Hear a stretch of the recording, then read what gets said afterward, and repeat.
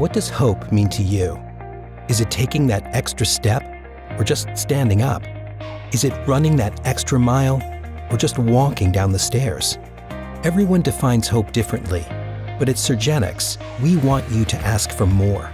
We're giving hope back to patients by pioneering the next generation of medicine.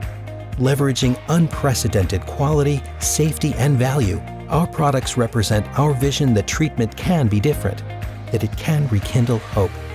Every member of our staff is dedicated to the vision that hope can be more than a dream for tomorrow, but with passion and commitment, can be something we can pioneer today. Welcome to Surgenics, where hope isn't a concept, it's a reality.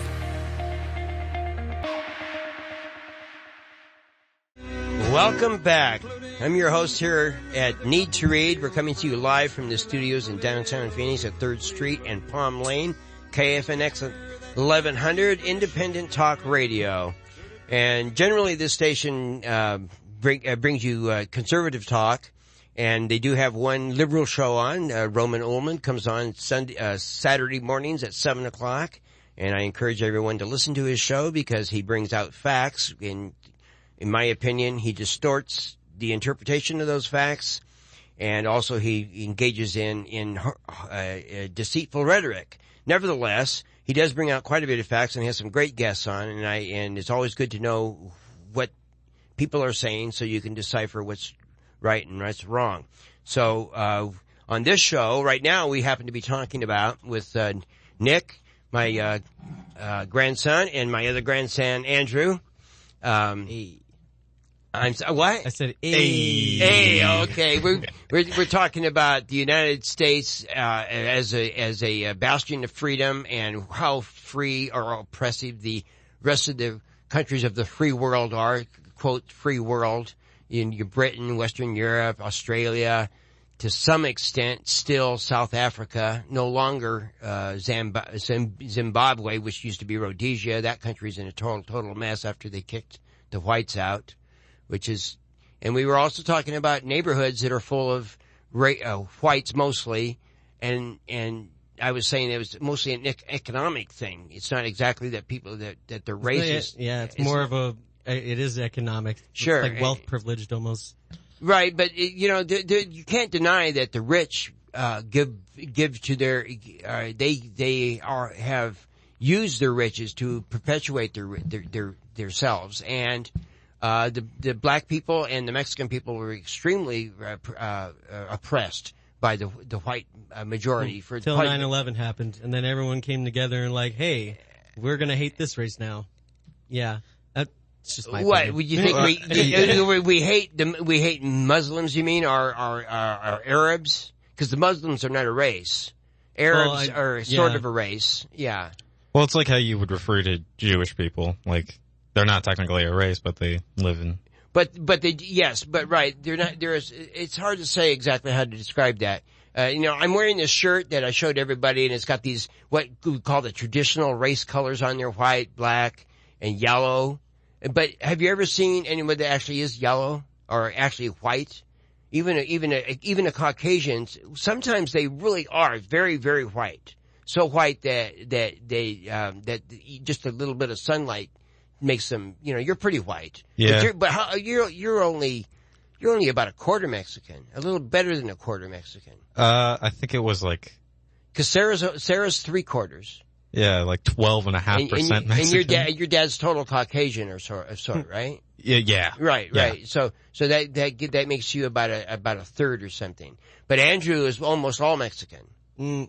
Yeah, kind of, yeah. Guys, because your dad is Mexican. My dad's, was it Russian, Bohemian, Apache, Mexican? He was not Apache. Yes. I'm just saying. Okay, Cochise. All right. That's a Donald Trumpism. Trumpism, right? Go. Those are the only ones really? I know Okay. about. Yeah, but still, the actually dominant was Mexican. Somebody married a German here or an Indian here and whatnot, but still down through it was Mexican. And your mom is 3/4 Mexican. Your grandma Alice is all Mexican, and I'm half Mexican. Really? So that makes Sarah 3/4 of Mexican, because I'm half, and her mom is full. So she's pretty much 3/4 Mexican, or even more. I don't know how that all works out. But so, I'm trying to figure out. I remember what were we talking about now when we got back off on America policing the world. We were talking about what the first world nation is oppressive. And also what the skin color of people, how the traditional red, which is supposed to be the American Indian or something, right? Native Americans, yeah. But okay, so the American Indian does have a different hue to their skin than the Asians. But you notice, and obviously they came over the Alaskan land bridge, so they're Asian in ancestry, and that's why they seem to have slanted eyes. So a lot of American Native Americans they here have very slanted looking eyes and the cheekbones from the Mongolians and stuff. So race is a really it's an unfortunate thing that it has to have a I think it's a component where you hate the other races. Exactly. I feel it sucks that sucks. humans have this intention. Well, look at the I Japanese. hate them because they're different than me. A true American hero. Exactly. Yeah. Well, I personally don't like anybody that isn't American. Now, I don't care what race you are, but I don't like many. It's all about that Canada, eh? Yeah, definitely. No, because I was thinking I was wanting to move to Canada. And maybe, actually, I wanted to go see Russia because, you want to see the whole world.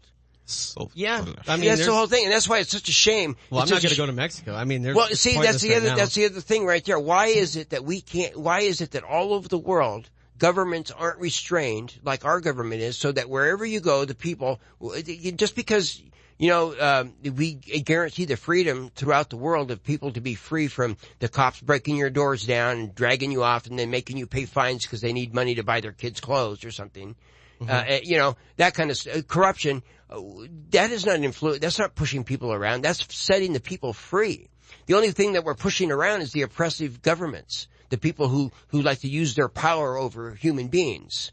And so that's why I'm saying if we conquered the world, it wouldn't even hardly be, if we actually put our mind to it to overthrow oppressive governments, the people would be on our side. It would be 600 billion, 999 million to whatever's left of how many dictators in power have been out there? A couple of million, right? A couple of million people who are bureaucrats and who exercise power over their fellow human being as policemen or heads of the Bureau of proper conduct or whatever, right? There's a couple of million of those, and the rest of us, the other 7 billion of us, would just want to live our lives and not be oppressed. So it would be no contest. Is all we would have to do is say, starting a go war, ahead. Starting a what? A world war? Starting a war wouldn't solve anything. That would but not a war, but an attrition. An attrition. How exactly? How would you go against something like this? Well, first of all, we could have won the Korean War instead of coming to an armistice, and we could have won the Vietnam War. We could have not allowed Cuba, Fidel Castro to rule Cuba. I think this whole idea. We could have assassinated we could have arrested a little rocket man when he came to the summit. I am curious to see if when there is a woman president, because I know women president. I don't know why it is, but are we just like here to just dominate everything? That's exactly what every country does. Is like, I need to own this. I need to own this. Yeah, but we don't want to own it.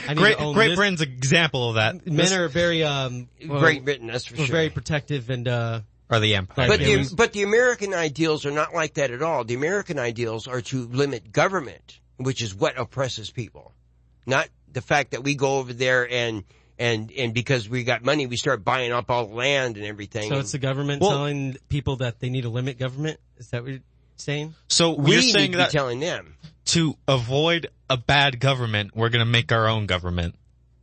That's not what I said at all. The pickle party. Yeah. Oh yeah. The pickle party? The pickle party. I'm starting my own party right now. And what? The pickle party. The pickle party. Oh, all right. Well, no, you got it completely wrong. As usually young people do get it all wrong because you guys need to learn so much. I think the older you are, the more time you get to be brainwashed. I think the newer generation. No doubt of that. Yeah, I think the newer generation had time to actually like during our phase of like growing up and actually like was it probably like my age from like 10 to now, I was learning that like everything that I know that people told me is not really real. It's not, Not everything you say? And not everything, but mainly everything I've been, seeing. It doesn't seem right. There's politicians that like steal trillions of dollars and then no one bats an eye, but we're still going to be continuing, patriotism. We're great. What makes us so great? Like Great Britain. What made them so great? They called themselves Great Britain. They had no reason for that. Well, they conquered the world just about. So that I guess they had some kind of claim to that title. But what I'm saying is that freedom and liberty, individual freedom and liberty, is the reason that the first world, as it's known, is so prosperous, because you're able. But also, there's another aspect to that, because the Europeans did conquer the world, and they raped the riches from the people that were there. So freedom isn't free. We have to go to a break now, and so when we come back, we're going to try to wrap it up about our solution to the world problems. We'll be right back.